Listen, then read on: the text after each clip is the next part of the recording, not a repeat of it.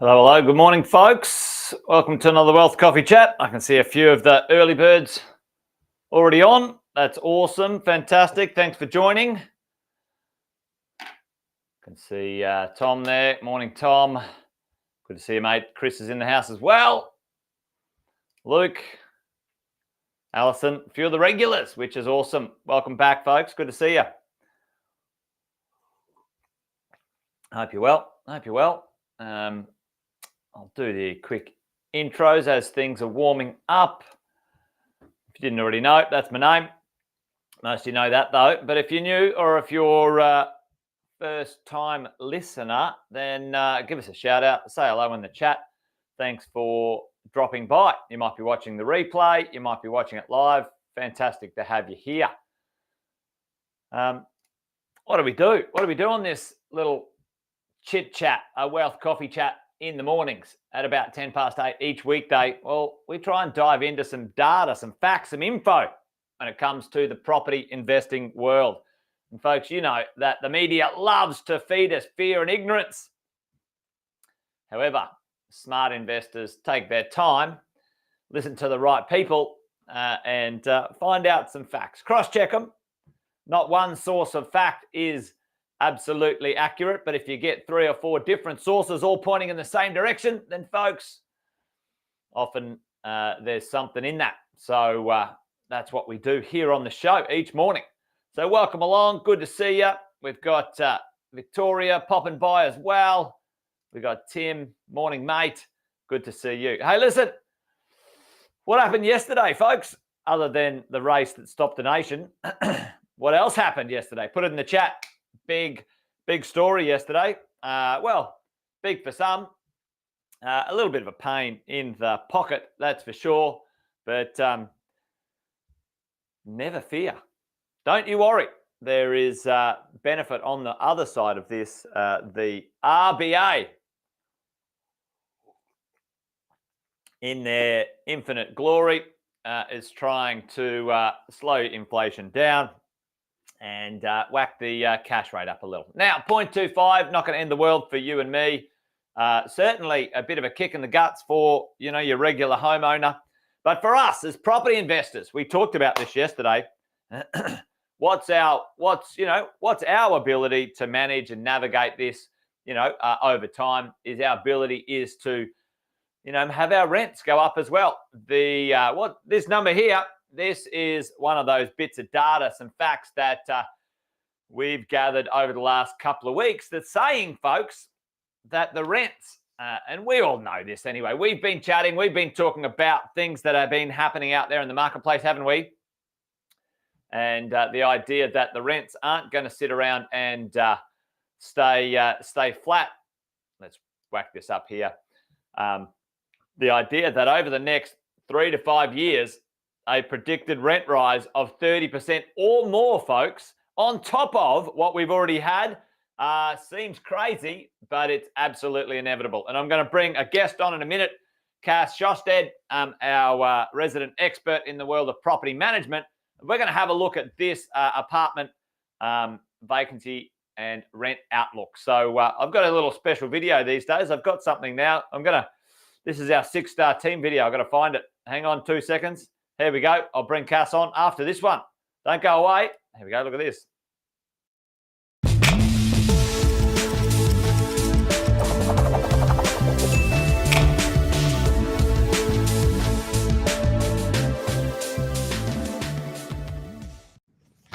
How fancy is that, mate? Welcome to the show. Welcome to the Wealth Coffee Chats. Yeah, I wasn't expecting that. Thank you. There you go. No, good to be here, mate. Yeah, crazy day yesterday. You know, everyone had a flutter at the horses, but the interest rates went up. The cash rate went up. I'm sure we'll all get that soon. But you and I have been talking about this 30% interest, 30% rent rises, folks, in the next little bit. Cass, you know, what's your thoughts here, mate? You know, you work with over 1,500 property managements across Australia and New Zealand. Yep. You know, what do you see? I think it just, Jace, first and foremost, solidifies what activity we've been seeing out on the ground, regardless of location.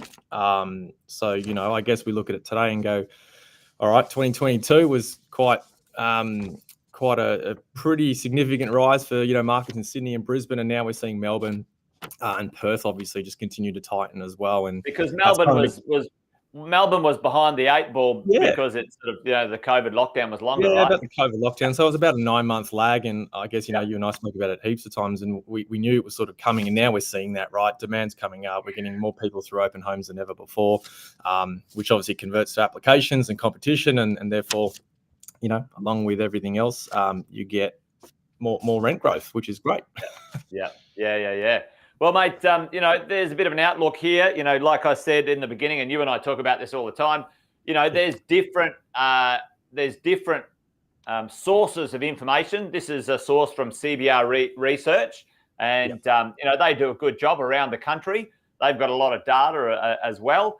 So let's have a bit of a look at this one, folks. And Cass has got a few tips for us and have a bit of a chat. But really, at the end of the day, let's have a look at this. Like the rent outlook, here's something that's pretty interesting. You know, CBRE and Cass, you and I have seen this type of stuff, you know, in multiple sources. But today, you know, CBRE expects median rents to grow by $120 a week, you know, 26% across 53 precincts, you know, Sydney, Parramatta, Melbourne, Brisbane, Perth City. You know, what are you seeing on the ground in that sort of respect? How do you feel about this prediction or idea?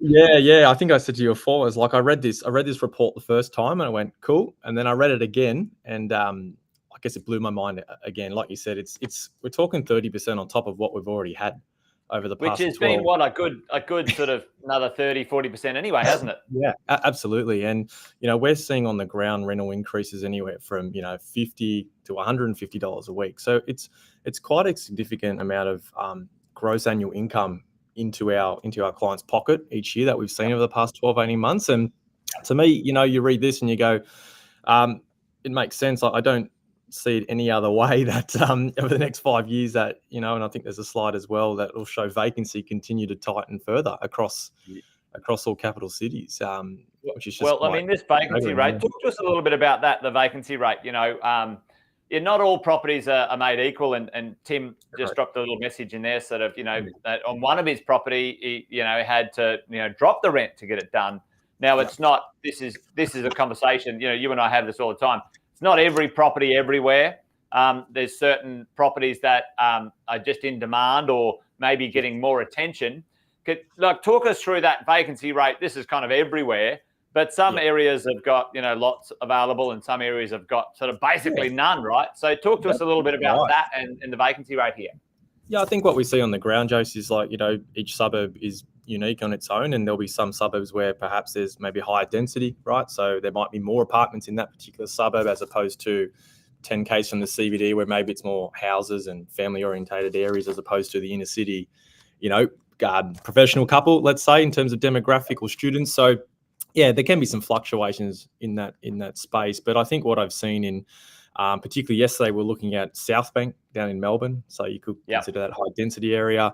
The vacancy rates are still relatively low.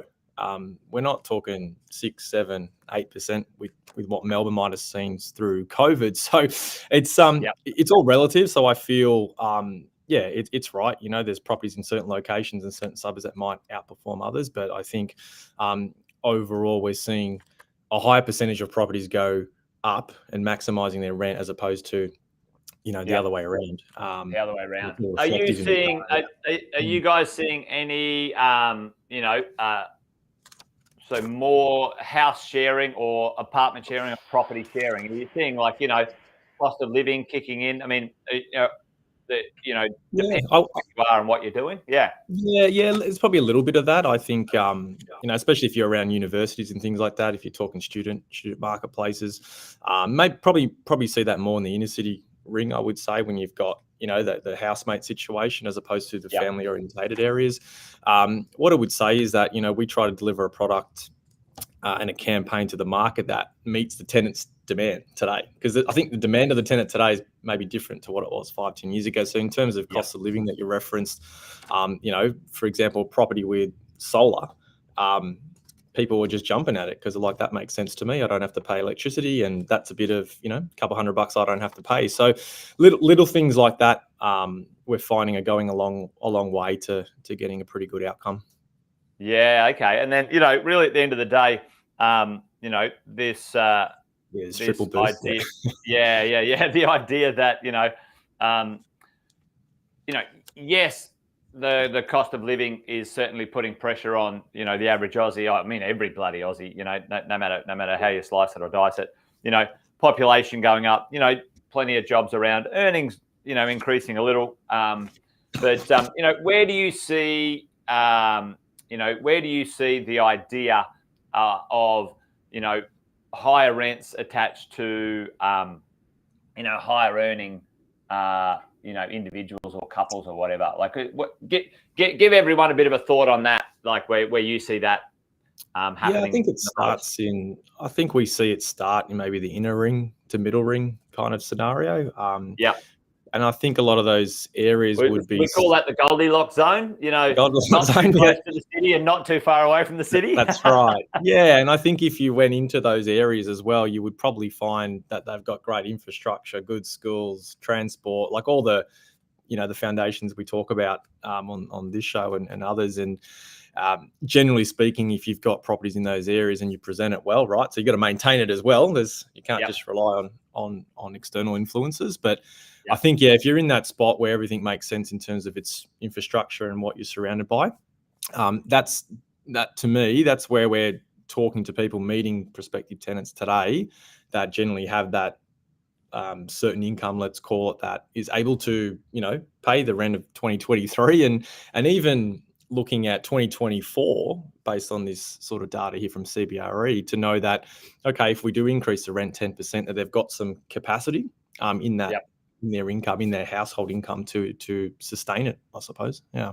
And again, horses for courses, there might be, a 2-week period where it is a bit lower and, someone doesn't want to leave their property vacant for a while. You and I have talked about this a lot, actually, holding out for, let's say, for example, Tim here saying, okay, I had it on at 710. But if he held out for 2 weeks to get 710, but could have taken 695, the net result for the year might be the same or better. But this is kind of the game, you play as a property owner and maybe a property manager. But, talk a little bit about that. And I'm going to ask you for a quick sort of five quick fire tips in a minute. But, how does that work? I think it's just understanding the cost of changing a tenant, right? So sometimes, like you said, we get stuck on a figure. I want 710, and that's just the way it's going to be for no real sort of reason. And like you said, maybe 680, 690 is out there in the marketplace, and $20 a week. It's not a lot, right? It's $1,000 a year. Like you said, 2 weeks vacant, you're actually worse off. So I think you've got to be quite proactive and understand the numbers from a net perspective first and foremost, because but also on the flip side, okay, we can say, for the investor there's a change of cost in tenancy, we understand that, but there's also a change in cost for tenants. So we're actually not really seeing tenants want to vacate for the sake of vacating, whereas in the past that might have been the case. So I think if you understand the cost of transaction to change, and the reason or the purpose behind it, but then also if you've got the ability to negotiate with your tenant, you're going to be in a better situation and position, because this data is saying that over the next 5 years, the massive win is right in front of your face. So it's kind of like definitely need to understand it now, because if we don't, then you feel like you're going to be missing out huge. Well, talk to us about, give us 3 to 5 tips from your point of view as a property manager, how to manage this effectively over the next 3 to 5 years. What would you do? What would you tell folks listening in? So the first thing I do is go and check with your coach or your broker. And I feel like a lot of feedback or a lot of conversation I'm hearing from a lot of our clients, and internal and external, is that they might have some lazy equity lying around that they actually don't even know about. And funny enough, I was kind of in that position myself about a month ago. So I just found out I could do something I didn't probably realize I could do 6 weeks ago. So I think that's the first thing, because what I would do with that, if give you an example, yesterday a client's actually just unfortunately renewed a lease for 2 years. Right, 2025, no increase. He's already behind the market, so a bit of a challenge there, right? Not ideal. So okay, the lease is fixed. We understand that. What could he do now? Now, if he had some equity lying around, could he renovate the property? Could he upgrade? Maybe it's just cosmetic items, but maybe it's a full upgrade of a kitchen or whatnot, to put themselves in a position in 12, 18 months' time to then reap the rewards of that. So I think it's like, do I have some equity, and then what can I do with it? And I know you know all about that, Jace, about renoing and things like that. So I think that's a healthy conversation or something to identify, especially where we are today. I think what I would do as well, because like that, maybe you don't get it now, but you can claw it back later and add some value. And we know we can only increase rents once a year, and a fixed lease is exactly what that is, a fixed lease. And unless the tenant's breaking it and moving on, we're sort of in that zone of that red figure. I'd look at expenses as well. Like, just do a review. I think there's some unnecessary spending going on as well. So I know we talk a lot about the income a lot with our clients, but I think being quite sensible about what expenses might look like. What I would do, and what I've been doing, I did it yesterday with one of our clients, was you need to meet with a property management coach. Like honestly, I can't encourage this enough, especially with the data we're seeing over the next 5 years. If the opportunity is that large, it's right in front of us. You need to meet with your property management coach. You need to understand where you are today. And yes, maybe there are some instances we can't fix it today, but you need to make sure you fix it over the next 12 to 18 months in particular. And have a bit of a plan, right? I mean, and have a plan. It's like you talk to me all the time, like, I hear from the owner sort of maybe once a year in these moments where there's a bit of stress and pressure when the lease is renewing. But if we chatted multi times a year and had a bit of a plan and a strategy, the stress and the income would be better. So to give you, for that example I used about the 2-year lease of 2025. So, $50 under rented as it is, right? So call it $3,000 missed opportunity for the first year. Even if we didn't get any rent increase in 2024, there's another $3,000. So he's already $6,000 behind where he needs to be. Not ideal. If we were able to get into that, have that conversation 6 weeks ago and get in earlier than the other party, this wouldn't have been a problem, right? We wouldn't have done a 2-year lease. We wouldn't have done what has eventuated. I think as well, you just need to, like you said, have a plan. But if you're stuck, I think your property manager has 2 jobs. It's keep you safe, make you wealthy. And if they're not doing that, you need to move. Yeah, you did right. Because it's like if you boil it down, that's what their job is, right? Like, make sure. Yeah. We understand. There's some detail to it, but Dad said that's what's going on in the marketplace at the moment. And for me, I'm talking to clients who are with us, some other, maybe in different locations or whatnot, and it's funny. 12 years in this industry, you're hearing the same feedback, the same situations, the same challenges come up. So I guess what I'd say to everyone is like, look, there's a solution to this. So yeah, if you don't feel safe and you don't feel they're making you wealthy, and you're looking at this data thinking, geez, the next 5 years looks pretty good, then just change. That's what I'd say. Yeah, get the right one. And both you and I know that the proactivity on property management is something that you've got to get on top of, rather than being reactive as an owner and taking care of your just going pro with it, right? Just being a pro and taking it to the next level. Yep. Yeah, dead right, mate. Dead right. Well, listen, I think we could yak all day, mate. I certainly would. I certainly know that that'd be worth doing. Let me try and get us in the centre here. There we go. But we don't have all day. But Cass, how can people get hold of you? Luke was just sort of saying, hey, can I get some feedback on a property he's got? I can punch my number and maybe email in the chat if I can get that in there. Drop your email in the chat. That'd be awesome. And Cass, Luke's part of the mentoring group team crew as well. So Luke, you could at Cass Sjostedt in the positive mentoring in the Facebook group as well. Yeah, no drama. Away we go, mate. Great to have you here today. Thank you for joining me. Always good to chat with you. And also thanks for joining us, folks. As always. Great to have you here with us today as well. I think that's we're over a little bit today, but I think it was worth the chat. So takeaways: if you've got some equity, renovate now or into the future, because you're going to maximize that return on that cash. Like review the expenses. Don't take every increase of expense across the board. Without having a little look, you might be able to save yourself a bit of dollars here and there, which is certainly a dollar saved is certainly a dollar you don't have to make. Catch up with your PM and make sure that they're coaching you on, the plan that you have to really, at the end of the day, become wealthy from your property and keep you safe. Good tips, Cass. All right, folks, that's it from us. As always, thanks for joining. Join me tomorrow if you're up for it for another one. Until then, folks, you guys take care. The drill: buy well, don't sell. And make sure you reach out to the right people. That's it from us. Adios, folks. Thanks for joining. Bye for now. See you, Cass.